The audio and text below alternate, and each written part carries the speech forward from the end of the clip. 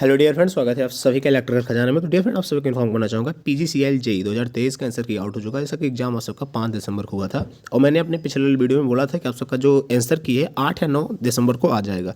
तो जैसा मैंने बोला था वैसा ही हुआ है। आप सबको मैं लिंक दे रहा हूँ डिस्क्रिप्शन बॉक्स में, उस लिंक के थ्रू आप लोग जाइए, अपना आंसर की चेक कीजिए और अपने नंबर कितने आ रहे हो प्लीज़ कमेंट बॉक्स में कमेंट कर दीजिए। थंबनेल में मैंने एक बातें और लिख रखी है कि आप सबका एक्सपेक्टेड कट ऑफ कितना बन पाएगा। मैंने पहले बोला था कि आंसर की आने के बाद जैसे लड़के रैंक वगैरह चेक करेंगे तो एक अनुमान लग जाएगा कि हाँ एक्सपेक्टेड कट ऑफ कितना जा सकती है। उसके अकॉर्डिंग बताना चाहूँगा फ्रेंड्स, आप लोग चेक कर लीजिएगा, यूआरएल कॉपी कर लीजिएगा। मैं रैंक आईक्यू का भी लिंक दे दूंगा डिस्क्रिप्शन बॉक्स में, आप लोग चाहे रैंक आईक्यू में जाकर के चेक कर लीजिएगा। थोड़ी सी बातें मैं बताना चाहूँगा। रैंक आईक्यू में क्या हो रहा है कि प्रत्येक रीजन वाइज अलग अलग रैंक नहीं दिखा रहा है, वो सभी का कंबाइंड रैंक दिखा रहा है। जैसे आप सभी जानते हैं कि आप सभी की जो कंबाइंड वैकेंसी थी 300 से प्लस वैकेंसी, 325 से प्लस ही वैकेंसी थी। तो वो ओवरऑल ना पूरा प्रत्येक रीजन के लड़कों का एक साथ रैंक दिखा रहा है, जितने भी लड़के वहाँ पार्टिसिपेट कर रहे हैं। तो वहाँ पे मैंने एक लड़के का डाटा चेक किया है जिसके स्कोर जो है वो 118.75 आया है। ठीक है, तो 118.75 जिस लड़के का स्कोर आया, अगर उसका मैं रैंक आप सबको दिखाना चाहूँ तो आप सबको देखो, रैंक दिखाने के बाद मैं एक्सपेक्टेड कट ऑफ गेस करूँगा ताकि आप सबको अनुमाने का लग जाएगा। तो देखिए, अब नाम तो नहीं बताना चाहूँगा इनका क्या है, लेकिन इनका जो ब्रांच है वो इलेक्ट्रिकल है, ओबीसी के स्टूडेंट हैं ये। और रॉ मार्क इनका जो है रॉ मार्क 118.75 है। ठीक है, देखिए फ्रेंड्स, इसमें थोड़ी सी बातें मैं आप सबको बताना चाहूँगा। यहाँ पे मैंने आंसर शीट देखा है और हमें 3-4 क्वेश्चन गलत लगे हैं, 3-4 का 5-6 क्वेश्चन, जिसमें आप लोग ऑब्जेक्शन कर दीजिएगा। जिससे कि अभी मैं क्वेश्चन भी आप सबको दिखा दूंगा, आप सब बड़े आराम से उस पर ऑब्जेक्शन कर सकते हैं। ठीक है, क्योंकि तो थोड़ी सी टेक्निकल का क्वेश्चन कम सही चेक किया गया है। मैं अभी क्वेश्चन भी आप सबको दिखा दे रहा हूँ। तो देखिए, पहले मैं इनका दिखा रहा हूँ रैंक वगैरह इतने मार्क्स पे कितने आ रहे हैं और कितने चांसेस हैं कि आप कितने रैंक तक हैं और कितने मार्क्स हैं कि आपका सिलेक्शन फाइनल में हो सकता है। ठीक है, तो एक इनका जो नंबर 118.75 है, रॉ मार्क है कट पीट के। और यहाँ पे अगर हम देख पा रहे हैं बिफोर नॉर्मलाइज आफ्टर नॉर्मलाइज, तो यहाँ पे देखिए नॉर्मलाइज का सीन तो है नहीं, सिर्फ और सिर्फ बिफोर नॉर्मलाइज, क्योंकि अलग अलग शिफ्ट तो हुए नहीं, एक ही शिफ्ट, सभी का पेपर एक ही हुआ है। तो आप यहाँ पे देख पाएंगे फ्रेंड्स, 922 लड़के पार्टिसिपेट किए हैं, जहाँ पे इनका नंबर रैंक 92 है। जैसा कि आप सभी जानते हैं इनका नंबर जो था 118.75 था और 118.75 पे इनका जो रैंक दिखा रहे हैं अप्रॉक्स 922। आप सभी जानते हैं जो स्टार्टिंग लड़के होते हैं उन्हीं के नंबर लगभग ठीक ठाक होता है। अगर ये करीब 1500 तक लड़के अगर चेक कर लेंगे, जो ये रैंक है वो रैंक भागना बंद हो जाएगा। तो मैं अगर देख पा रहा हूँ इस लड़के का अगर बहुत रैंक भागेगा तो भी ये 200 के अंदर फंस जाएगा ओवरऑल, जहाँ तक मैं समझ पा रहा हूँ। ठीक है, तो मतलब चांसेस हैं कुल मिलाकर के, क्योंकि वैकेंसी 325-26 है, कुछ है अप्रॉक्स है। अगर 118 लड़का नंबर पा करके इसका रैंक 92 है तो इसका मतलब इसके चांसेस हैं। तो अगर मैं कट ऑफ गेस करना चाहूँ तो मैं साफ साफ बोल सकता हूँ फ्रेंड्स, अगर आपके स्कोर 115 प्लस हैं तो आप एक प्रकार से रेस में है। क्यों मैं ऐसा क्यों कह रहा हूँ, क्यों? क्योंकि प्रत्येक रीजन का सेम कट ऑफ नहीं जाने वाला है। सबसे हाईएस्ट जो कट ऑफ जाएगा वो NR1 और NR3 का जा सकता है। उसके बाद अलग अलग रीजन के जो भी कट ऑफ है वो हमेशा कम रहे हैं और इस बार भी रहेंगे, क्योंकि आपने अगर देखा होगा फॉर्म अप्लाई करने वाला लिस्ट, तो आप देख पाएंगे NR3 और NR1 से सबसे ज़्यादा फॉर्म अप्लाई किए गए थे, सबसे ज़्यादा लड़के पार्टिसिपेट किए हैं और बाकी रीजन में कम लड़के पार्टिसिपेट किए हैं। भले वैकेंसी कम हो लेकिन फिर भी देखना कट ऑफ उनकी कम ही जाएंगी।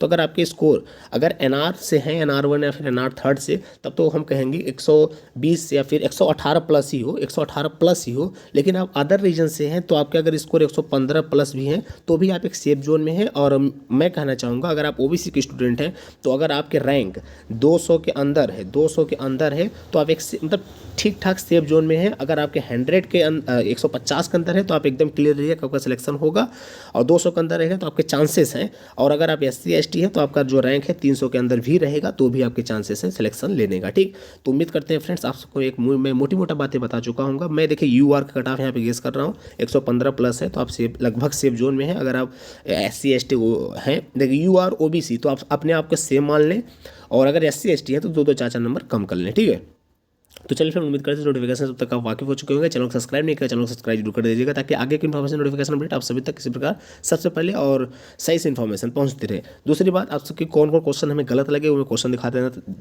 देना चाहता हूँ ताकि आप लोग आराम से ब्लेम कर सके, ऑब्जेक्शन लगा सके। देखिए, पहला क्वेश्चन हमें गलत ये लगा कि voltage transformation ratio of transformer is the ratio of primary to secondary voltage. गलत है। वोल्टेज ट्रांसफॉर्मेशन रेशियो जब भी आता है तो वो V2/V1 होता है। जहाँ पे ट्रांसफॉर्मेशन वर्ड लगता है वो V2/V1 होता है। अगर यही टर्न रेशियो अगर होता तब आप सबका N1/N2 होता है। अगर यही ट्रांसफॉर्मेशन लग जाता है तो टर्न रेशियो भी N2/N1 हो जाता है। ठीक है, तो आप इस क्वेश्चन पे ब्लेम कर सकते हैं।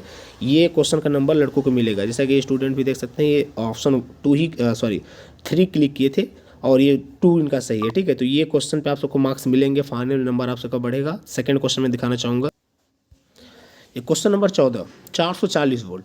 440 वोल्ट बहुत सारे आप किसी विधि से भी सॉल्व करो तो 440 वोल्ट नहीं आएंगे। ये क्वेश्चन है, given a single phase transformer with A turn ratio of 10:1, A primary voltage of 220 volt and frequency of 50 hertz in the flux in the core sinusoidal and has a maximum value 0.02 weber, what is the peak value of the induced EMF in the secondary winding. ठीक, तो ये question, इस question पे भी आप claim कर सकते हैं।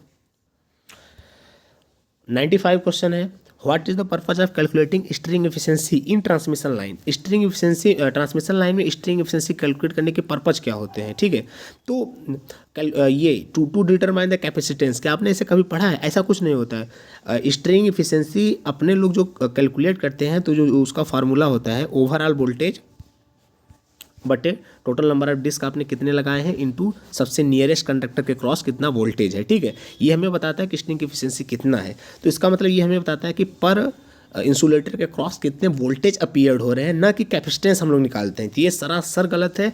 इसका जो आंसर सही हो जाना चाहिए था वो टू मिनिमाइज लाइन लॉसेज में भी भले हो सकता था, लेकिन ये सरासर क्वेश्चन गलत है। आप इस पर भी क्लेम कर सकते हैं। ठीक है,